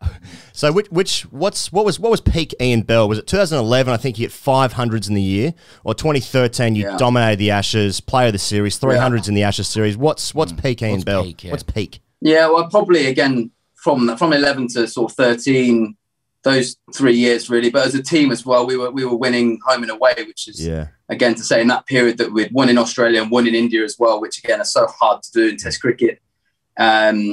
So yeah, that period. I think again for me, like for any, I think Australian or English, young lad growing up, you want to, if you get involved in an Ashes, you want to be man of the series. You see all the, iconic things that go on. Certainly for an Englishman, when you're obviously watching, you grow up on Botham's Ashes and watching what he did, and then we sort of witnessed what Flintoff had done, and obviously Peterson at the Oval, and then what Cookie had done as well with the volume of runs. So you just want one series where you can say you had such an impact on the whole series. For me in 13, that was just, I suppose, what I got to. I played at the level that I've always wanted to play at, and to score hundreds, 300s in a series, in probably a tighter series than what it looked like. And then obviously we know what happened a couple of months later when obviously Mitchell Johnson was fully fit. So it would have been nice to live on that a little bit longer, two more years or something like that in the last Ashes. COVID's been a tough time for many. Everyone's dealt with it in different ways. Last year, a clip emerged of you taking the toilet roll challenge, which showed your very young child underarming a toilet roll to you, whereupon you cover drove the roll quite forcefully, then said, "Don't bowl there, son," before tapping or before gardening the tiled floor with a few prods of your bat. So what's your style when you play with your children? Are you sort of genial with the occasional reminder that you're Ian Bell, or is it an all-out cricketing assault? Yeah, it's win at all cost. Win at all cost. It has to be. They've got to learn it early. The old man knows best. But I'll be honest with you, when it comes to cricket, Joseph, like, he does not listen to me at all. I could sit there like, "Joseph, should we go?" And not interested. He'll palm me up. Anyone else can walk past and talk cricket to him or coach him in the nets, he'll be fine. But if it comes down to his old man, no interest at all. So might have to sit down and watch a few more DVDs. Can I just ask you one more, Billy? Put down some DVDs. That's brilliant. Even that, DVDs, we don't even have DVDs anymore. What's a DVD, Dad? Yeah, exactly. Now, Billy, you played in one of the strongest England teams ever, I'd say. You won 5 Ashes series. That puts you on par with, I think, Ponting, Bradman, both of them. They were pretty good. You know, you play with some of the great England players, you know. But what does Kevin Peterson talk about mid-pitch? So you know what? Actually, he's actually good to bat with. We were very our partnerships actually excellent because we're very different in terms of his strengths and my strengths were completely different. But actually, he's so relaxed. I think that's the thing, isn't it? With when you're batting, you can't be intense the whole time. Actually, majority of the time when you're in the middle, it's all about. You actually talk about things sometimes that aren't even related to what's going on at either end. Really, it's just about switching off. I mean, he was a genius. I mean, any player that very lucky to play with some of the best England players of all time, but. Kev on his day, he was a freak. He could just turn it on its head, and a great player. But yeah, very relaxed. And then that was the best thing about it. Actually, some of the best players, again, mid-pitch and stuff, it's not intense at all. It's, you've got to be able to switch on and switch off. Otherwise, you're just going to burn out, really. I'll throw this in. Just, Billy, it was another anonymous tip-off. Just looking for a response. Just literally just says, ask him about the tax he adds to every story. We call him the tax man. He will flip it round and I know who that's come from. He will flip it round and say, that's me. But that's his go-to whenever he's under the pump. Great at deflecting banter onto someone else, which it's actually a tough one for you because if you do deflect this, it sort of proves this person's point. Yeah, so I can tell you exactly who it's from because he is the tax man. And that came from Yorkshire. So Tim Bresnan, who his nickname is the tax man, because exactly he's taxing on a story, then deflecting to somebody else. He's just described himself, basically. It's very meta what's just happened. Shambles of a human being. I was trying to be nice to him there as well. I wasn't about bringing him in and Boxing Day. Wish Brody was available for that Boxing Day now. It would have been a much better I reckon every single one of our listeners would have been. Yeah, he is the tax man. I might add 20%. He adds 40%. He's the UK tax man, that is for sure. Every single one of our listeners would have been able to identify that straight away. They call him the tax man, Bresnan. Yeah, exactly. Yeah. No, he's definitely the tax man. Belly's so sorry for leaving your iPhone last Friday. Thanks so much for being available today. That's all right. You owe me a game of golf. That's fine. Yeah. No worries. Happy to play. Yeah, that's fine. That's not a bad result. All right. See you next time, mate. Cheers. Brilliant. Cheers, guys. Okay, well, it wouldn't be a season commencement unless we were speaking with this man. I don't even know what number appearance this is for him as I look down the barrel. It could be up to double figures. Could be. We could be up to 10. And that's because he's the best friend of the show. Well, at least we'll advance that, I guess, label to him. I don't know if he'll throw it back because he's a man of many hats. Who knows if we're in his network anymore. I don't know if he joins us today as a board member, as a philanthropist, as a media star, as an investor, because he plays shots all around the park. Nice. You know what I'm saying? Yeah, cricket. Cricket, right? Unless you put it in a cricket analogy, it doesn't make sense. Yeah. I'm of course talking about Ed Cowan, who joins us for our season launch. Ed, welcome back to The Great Cricketer. Gents, what an absolute treat it is. And above all else, you're right, friend of the show. I mean, I know you have a lot of best friends because you use that, you throw it out like chocolate bars in a candy store, and I can only assume that the Wi-Fi in the Maldives is down at the moment, and so you've just hustled a little invite because you went for one of the big, hey, punter, I want to be on the show, mate. Watto and Davey the Bull, now that we're big time in India, how about some YouTube action? And no Wi-Fi in the Maldives, and so you're stuck with Teddy. Do you think you're sort of 6 or 7 on the list? I think I'm not even in the starting level. I'm in the 3s with you, Sambo. That's right. 3s with myself. Who's on the show? Slats didn't pick up his phone. Yeah. Yeah. Okay. Good. Ed, given the Australian men's team isn't really playing until October, what is success for Cricket Australia this year? Is it getting the house in order, appointing a CEO, or sorting the chair that your own board doesn't want to be there anymore? What does success look like, Sam? I don't really know the answer to that. You've thrown a little curveball up front. What would it look like to you? What does Cricket Australia need to do? 5-0 Ashes? Is 5-0 Ashes, nothing else matters? Oh, yeah, 5-0.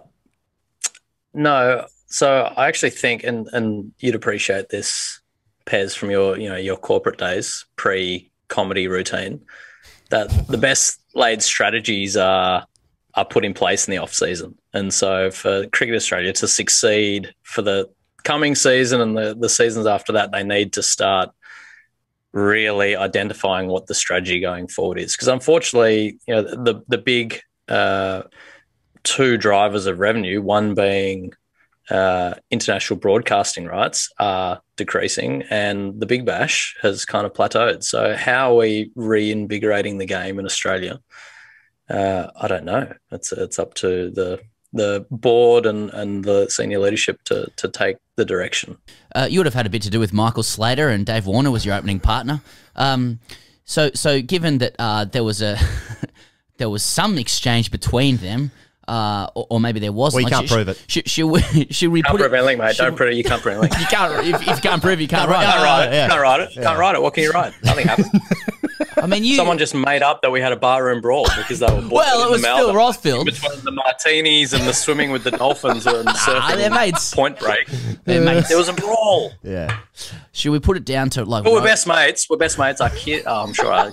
Barbecue. We played for years. We used to play together, and the families are mates. We're best mates. Yeah.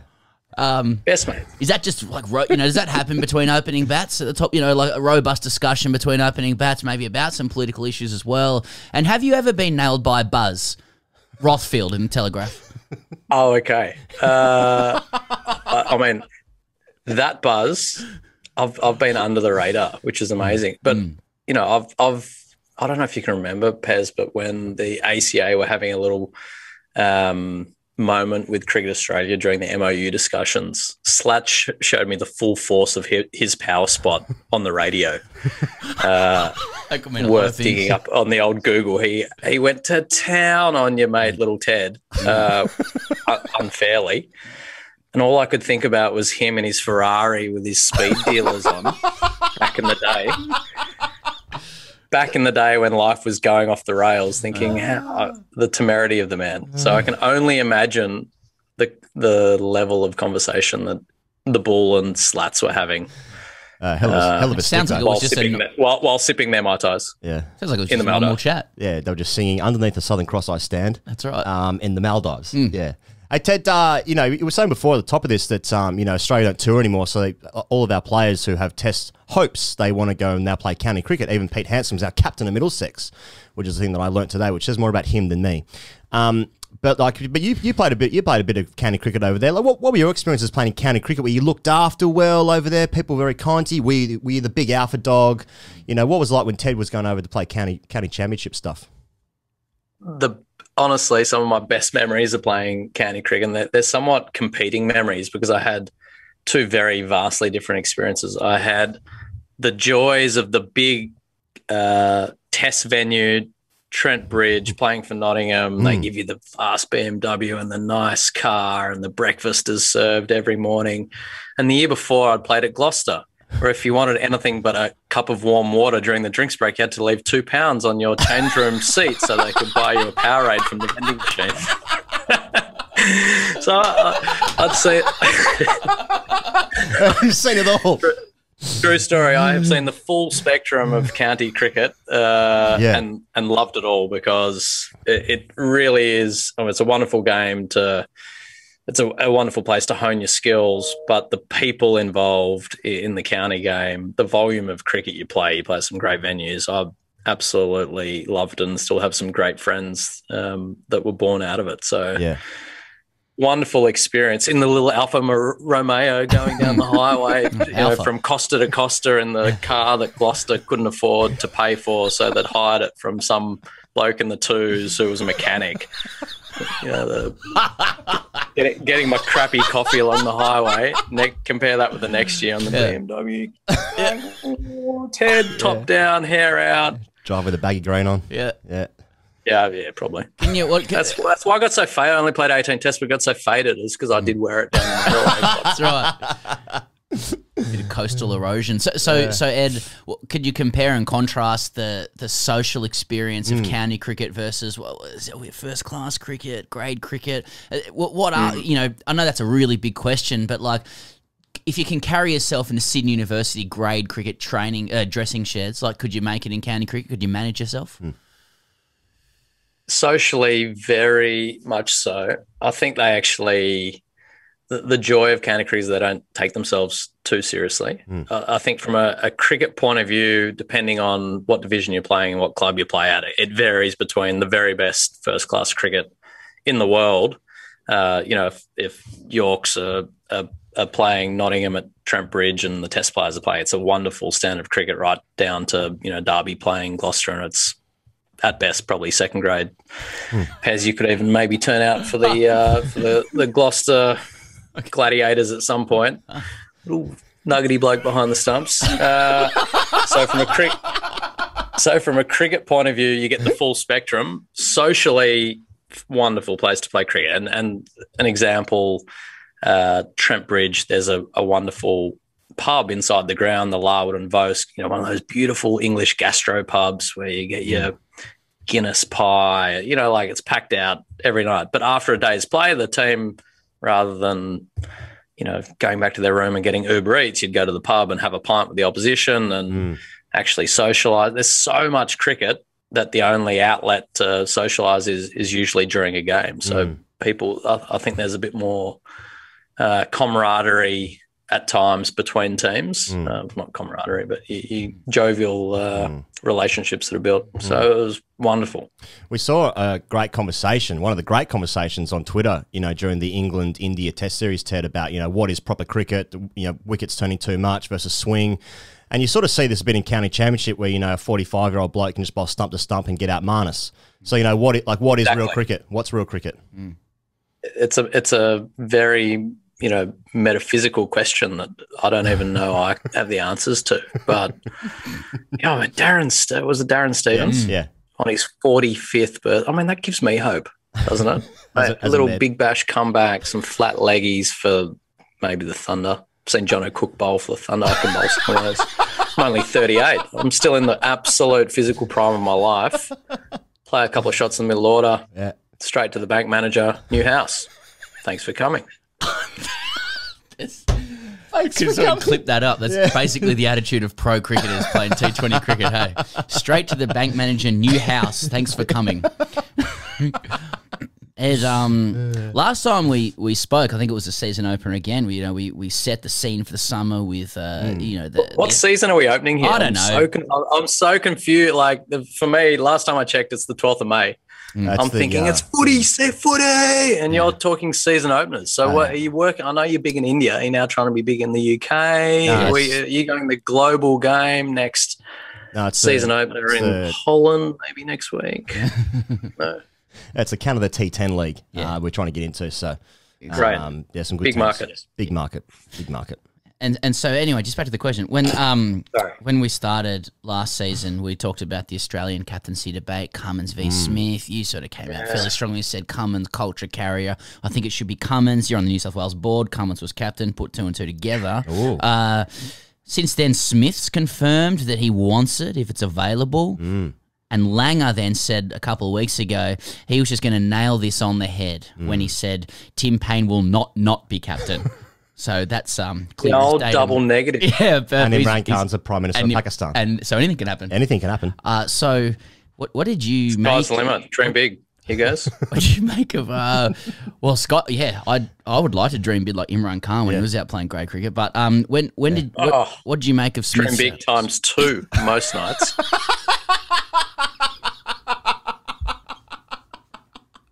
Wouldn't go home unless there's 2. Allegedly. What did you make of Steve Smith's deliberate sit-down interview to make his intentions clear while also launching his YouTube channel? Sounds like his manager's been busy. Yeah. My read on that. And you might have heard this take on the ABC podcast that I co-host with Corby, Sam, that I know it's a great podcast. It was that, look, it felt almost somewhat contrived by the people around Steve to make sure that he was front and center. He hadn't been in the news for a while. It didn't feel authentic in any shape, way, or form. That's my view. He may well want it, but it didn't really feel as though it was coming from a place of authenticity.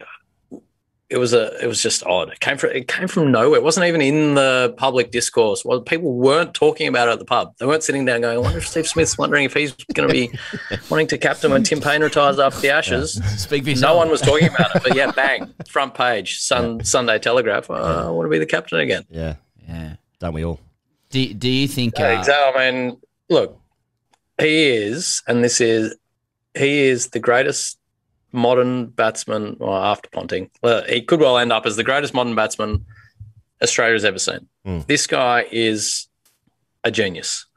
But the skill of captaincy and the skill of batting are 2 very, very different things. And we love blurring the 2. Oh, because he can bat, he must be a great captain. That's not the case. Leadership and batting are completely different things. And we saw what happened, unfortunately, the last time. And people can grow and change to a degree. But when you have someone like Pat Cummins, who is such a wonderful captain in the waiting, why we would have this conversation it's lost on me a little bit. Because he bowls. He's bowler. So. Hey, bowlers can't be captain. Well, they're stupid, those bowlers. I'm not sure about bowls being captain. I mean, it's bloody last one from me, Ted. I know you got to get back to, you're at a BMW dealership at the moment. Sort of close that deal. But just last one from me. Like, we obviously saw the Australian central contracts announced 2 weeks ago or something. No Pekovsky, thoughts? You've been reading my text messages to George Bailey. No, I've not been reading. You can read them if you want. Bailey, yeah. What's that? Yeah, wait. Send them through. Yeah.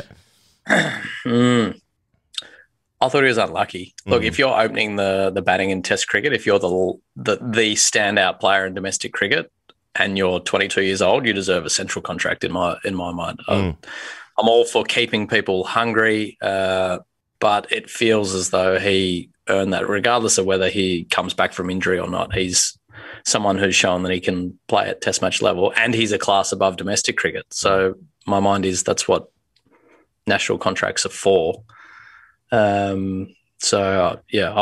was Will, I would have been disappointed, but my gut feel is that he'll end up back on that list one day, Was there, do you think... What was your view? I feel like I'd love to hear your take on it. I mean, that's my take, particularly when there were people on the list who are white ball specialists, but they're not even in the best one day or T20 team. Yeah. I had the same thought, Ted. For me, like, it was he's the outstanding player in domestic cricket. He opened exceptionally well against India. And he's 22. But the only reason I could think was that it's a white ball year with the T20 World Cup. And they hardly play Test cricket anymore. But I don't know, it was a bit of a stitch up. There's heaps of contracts going around, and he didn't get one of them. Bit harsh. Yeah. Sambo? I think that it's easy to say, look, he's only played 1 Test, so he's got to do more to prove himself. But my gut is that there's a message in it around some further conformity needed. Got to stay hungry. Got to keep these young blokes hungry. That could mean anything. You're also talking about a guy who's given up playing Big Bash cricket. Like he wants to be a Test cricketer. We should be rewarding people and incentivizing them to want to play Test cricket. He's turned down Big Bash contracts to play red ball cricket. He's killed it in Shield cricket. There are some injury question marks, but if it was Pat Cummins and he was a fast bowler, wouldn't matter. Yeah. So why is this any different? I thought it was strange. I thought that if you saw his name there, no one would have asked the question. Everyone said, yeah, okay, that's fine. We don't really know what a central contract means these days with T20 cricket, but it sounded like it felt off to me. Anyway. Love to be back in the echo chamber of the great cricketer where we all just agree with each other. Furiously agree. Lads.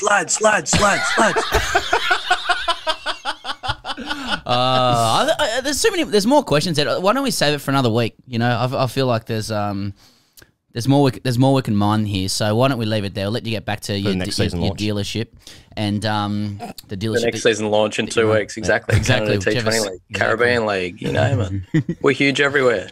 Look at me. I don't know what sincere means anymore, but thank you for coming on. I love you guys, honestly.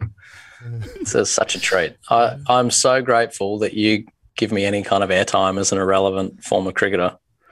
It's just a joy. He goes, it wouldn't be a show without a nod and a wink and an endorsement of our great friends at Budgie Smuggler who continue to power this show and continue, frankly, to power fashion across Australia and the UK. And now I want to say getting into India. Hey, they're doing well. In 2021. And you know what backs that up? A website here that says bucket hats continue to trend in 2021, even after several seasons on the runways. Now, when you think of bucket hats, he goes, who do you think of? Budgie Smuggler. That's because I got like 4 of them on my dining room table. I had some loose nights recently. Drink responsibly. And then they just come out and they're fun to play with. Yeah. That's a weird way to say that. LL Cool J in the 80s, bucket hat. Run DMC. Yep. Jay-Z. Mm-hmm. These are people that we're pretty keen to emulate. Yeah. Australian rugby training circa 2008 to 2012. They used to wear bucket hats. It's the Jack Russell bucket hat. So if you want to be like LL Cool J, Run DMC, or Steve Larkham, you can get, and this is a new deal with Budgie Smuggler. Listen to me, with custom bucket hats. New deal. Okay, and this also applies to smugglers and smugglettes. Okay. All right, listen to me here. You can get free design on your customs. Your custom smugglers, smugglettes, and bucket hats. So you can design your own. You can put your own design on. So like, if you're a footy club, for example, or a cricket club, if you are going into the summer, normally that's about $100 Australian setup or a 50 quid setup. Right. But for us, if you use the code CHAMP, Budgie Smuggler is saying you're going to get that for free. Holy shit, running through May. Okay, so it's 18 days to go as we go to get in. You're going to get $100 Australian or 50 quid off your custom bucket hats. That's your good custom gear. That's good gear. Smugglers. Yeah. Okay, and that's for those who, with their cricket side, feel like emulating, like I said, Run DMC or Steve Larkham. Yep. Okay, at training. Yep. Or Johnny Depp. Now, can I also say for our Indian audience who are watching, Budgie Smuggler ships to India. Okay, it goes via DHL. May take a couple extra days, especially what with COVID, etc. But they come to you. Shit, if you want some of that gear, that's good. BudgieSmuggler.com. Mm-hmm. Okay, Australia, India, UK, and that deal is you're getting free design on your customs. When they're doing customs before, I thought that was just smugglers. They're doing bucket hats as well. Yeah, now. bucket hats now. That's 50 quid, 100 Aussie dollars off. Yep. That's fucking good gear. Yeah, that's good. That's TGC delivering. Use the code CHAMP. Where? At checkout. Where? At BudgieSmuggler.com. Okay. Okay. Hashtag AskTGC. Pezzy lad. Great to be back, man. Great to be back. Great to be back. Great to be back. Good hit up. Yep. And there's more to come. There's actually a lot more to come in the next couple of days as well. Yeah. Do we want to say what that thing is on the weekend? We have a really special interview to release. Should it all go ahead again? It's an early get up for us. Yep. Yep. But a really special interview. We're very, very much looking forward to it. One sort of soberly looking forward to. Yeah. And it all going well. It should be out on Saturday. Cool. But say no more. Just enjoy it when it comes out. And of course, patreon.com/Great Cricketer if you want some hashtag AskTGC Fridays, of which 2 we can read right now. Boys! Now that reminds me, actually, when you left, when I was walking up fucking the road the other day, Jesus, you put a bit of emphasis on calm that. down. I was walking up the fucking road the other That's day, it. and you just left my place, and you drove past me, and you screamed "boys" at me, mate. That scared the shit out of me last night, man. Scared the shit out of me. Yeah, because you were on your way out. I was going to dinner. You were going to dinner, and I just left your place recording. And I turned around the corner, and I was aware that you were going to be there, and I sort of thought about a few different things I could yell. So a few times recently in that spot, people have yelled at, but you were there one time. Yeah. People yell at "boys" on the street. And we encourage anyone who sees us to yell that out. Not the way you did yesterday. Well, scared the shit out of me. From my experience, I was looking forward to it. I saw Sure, you. did it feel good? It came out a lot more aggressively than I expected it to. And what's more is that it was quite like dark night. The streetlights weren't great. And I was looking over at you. So it was actually quite a dangerous situation. Right. And I noticed it came out, sounded more like I was just going, oi! Yeah, like someone had stolen something. And about 4 people turned their heads towards me. I'm like swerving my car. Yeah. No. It's a joke, boys. We're doing a thing, yeah. Anyway, so... Yeah, it takes a bit of execution. We haven't spoken about this other thing, but I was at the local IGA a couple of weeks ago. Right. And then it just... Not a sponsor. No, that's right. And just walking out, the guy said, "Oh, are you from the Great Cricket?" And I was like, "Oh, yeah."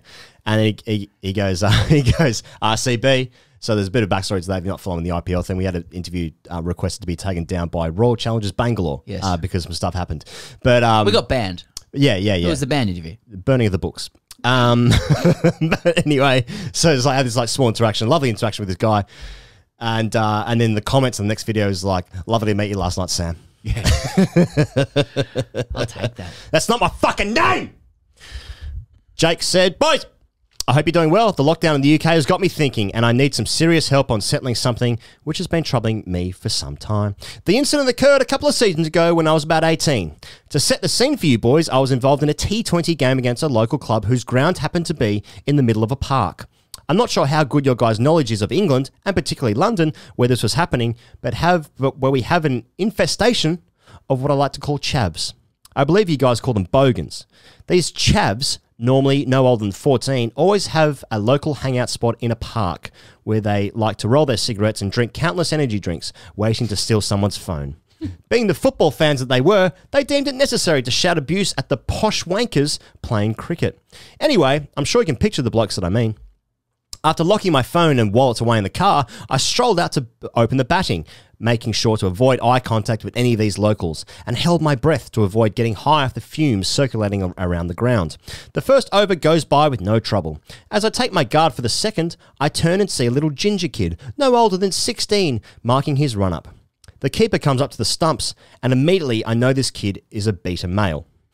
As he releases his first ball, I am startled as a shout comes from the group of chavs. "You ginger twat!"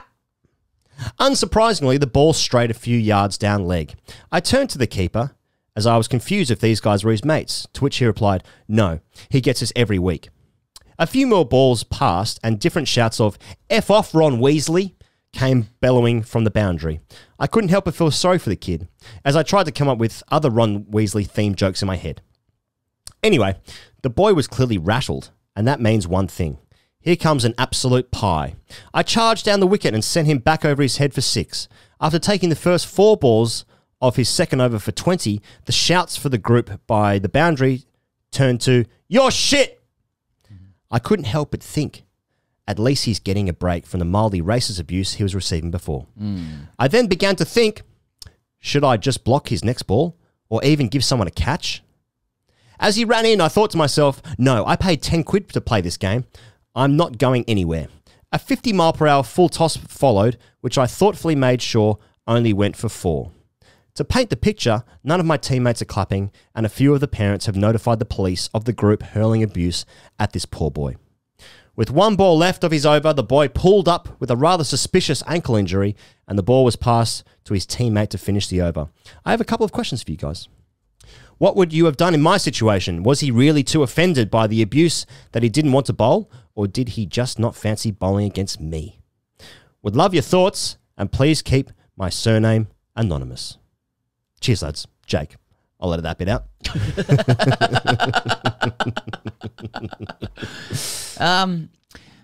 Well, my first thought is I feel sorry for the kid who was bowling. That wasn't my first thought. Okay. It's We'll get your turn. It's a contest, you see. I sort of need to just check on the term chav a little bit. Like, so I know it's like late last year, there's a lot, well, it's been going for a long time, but it has a little bit of like a classist connotation, chav, which I'm not that comfortable with, you know? Like, we know what they look like and stuff like that. But Does it? Is it classist? Yeah, there's arguments that There's a hint of it. Okay. A hint, and I'm just conscious not from England, you know, so don't quite know what you're walking around in there with that. So I just want to put that on there. But these guys seem like cunts. Yeah. Yeah. Whatever you want to call them. So it's not...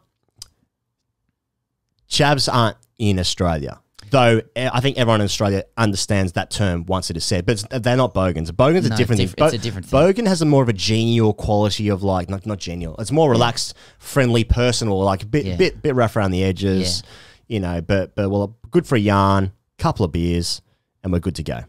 That's more of a bogan feel. They're not sort of, you know, like criminals, child criminals. TikTok had a chav check. So you could actually apply or an Instagram filter, sorry. You could actually apply a filter to your face to look like a chat. And I think there's a bit of a backlash to that as well. Okay, right, okay. But my first thought was, this is nothing to do with the batter at all.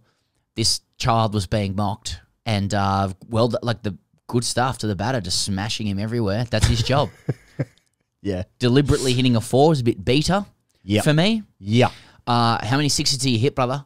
Like, are you dealing in sixes so regularly that you just like, I'll just this one will just go for 4? Oh, I mean, that's like Warren's deliberately bowling balls for 4 so it can set people up. Yeah, are you that good at with the stick? Good? Yeah, fucking like actually disrespectful to hit it for 4. My takeaway from the story, if I may, was that this story is nothing about this ginger kid who may or may not have ever even existed. The story is about. I fucking dominated some 16-year-old. Yeah. That's what the story is. Yeah. So I've missed it. That was a classic of the genre. It's a classic of the genre. He actually threw me off by throwing some classist terms in there. And well done. That's a good way to throw me off. Yeah, he's being very... It's almost sardonic. Then he said, I couldn't help but think at least he's getting a break from the mildly racist abuse. Oh, no, what a lovely bloke. I then began to think, should I block the next ball or even give someone a catch? Shut the fuck who's up. This? Shut the fuck up. Jake. Yeah, don't say his last name. Oh, I've never heard of him, so. Love you, Jake. Thank you. Yeah, it's a classic of the genre. Yeah. That's it, yeah. Here's the thing that happened. Yeah. I fucking scored some runs once. I hit a couple of bombs. Yeah. I hit a kid for a couple of bombs. Yeah. I'm going to write into TGC and just tell him, here's some bombs I hit. How can I pad this out, though? Yeah. Oh, well, some people on the side. Yeah. Yeah, let us know if you've done well in cricket.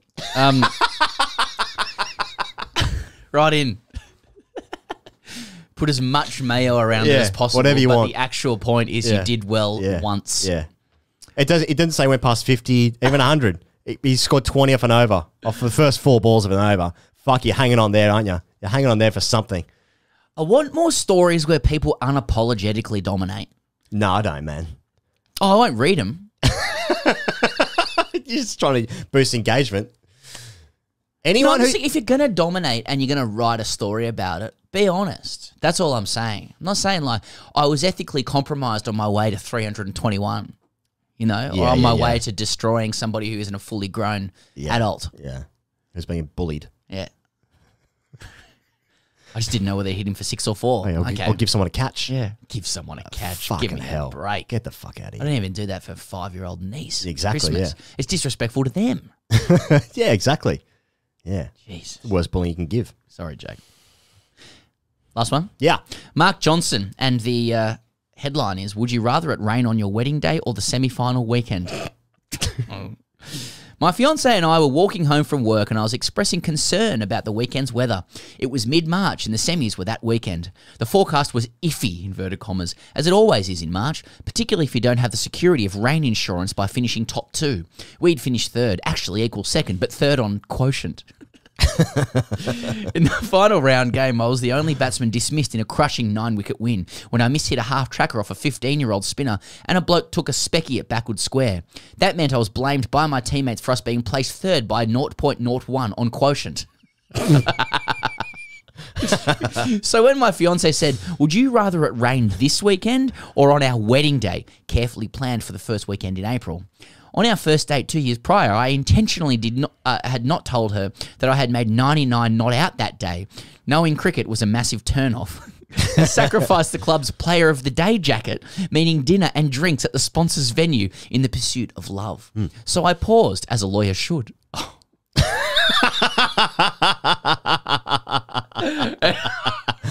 And so he typed this out with one hand while he was fucking joking himself. And said, how much rain? All right. I actually have not read this question, so I'm reacting. I'm reacting in real time to this. Yeah. The weekend rolled around and the forecast remained gloomy, particularly for the second day being Sunday. So we had to try and get them in, knock them over and do everything possible to jag a win as quickly as possible. Overnight rain meant a slightly delayed start. Our captain went over for the toss and came back and told us we were bowling, but then said they won the toss. That surprised us greatly. The conditions were great for bowling, and our swing bowler, who had bowled absolute rubbish all year, then channeled James Anderson and had the ball talking right from the get-go. Runs were hard to come by, as they always are in March, and he soon had their best player, the captain, out padding up to an inducker. The rest of their lineup was stuck in two minds for batting time or trying to change the pattern. They were skittled for 53 off 25 overs. We then had 2 hours to knock off the runs and did so for the loss of 2 wickets. We were 4 down at stumps and in a very handy position. When we came out to bat, their captain did not take his place in the field because we learned that he had badly broken his hand when smashing his helmet into the dressing room bench and had to go to hospital. I was batting when we passed the score and couldn't help but ask one of their fielders, so why'd you bat first, mate? You know it's going to rain tomorrow? The next day we turned up to the ground and it was pissing down. Their club stalwart was valiantly using a super sopper to soak up water, but this was making no impression. One of our former players turned up with a bottle of JD and started telling war stories in the dressing room. The opposition captain's decision to bat first was referred to as, you only get one ... in your life, reprising the famous quote from Kerry Packer regarding Alan Bond. Play was abandoned after about 2 hours of listening to those war stories, all of which I've heard 1,000 times. The following week, we lost a low-scoring semi-final of the competition's Alpha Male 11, who have almost all played for multiple clubs, whose best 2 players have never had a driver's license. My now wife and I had a wonderfully dry weather day for our wedding on the first Saturday in April. MJ Wollongong. So I'm glad you haven't read that. So that wasn't a question. It wasn't an AskTGC. It's just telling us a story. Telling us a story. Yeah. It's like a match report. Yep. I kind of enjoyed it. Yeah. It took me back to some stuff. Just like I stopped, as a lawyer should. I made 99 not out. I thought that was better than the one above. Here's a couple of good things I've done. I like the imagery of the stalwart just valiantly trying to use the super sopper when it's just pissing down. Yeah, it's like trying to mop up the ocean. Yeah. So we ain't working, brother. Yeah. We're going home. Yep. Anyway, nice story. Nice story. Thanks. Nothing much to take away from it. Thanks, MJ. Good for a lawyer. Not bad for you and what you're capable of. Wonderful show. Wonderful to be back through the ears and the minds and the hearts and the souls of the wonderful people out there. Thank you to Ian Bell. Hopefully, haven't done it yet. Ali Martin and Ed Cowan for kicking off the season, as is their want and need. We'll be back next week on Monday. I should say that the show will resume to be coming out on Monday as a cycle. If we don't muck interviews up. If we don't fuck shit up. All right. Thank you so much for joining us as ever. We'll be back next week. Cheers.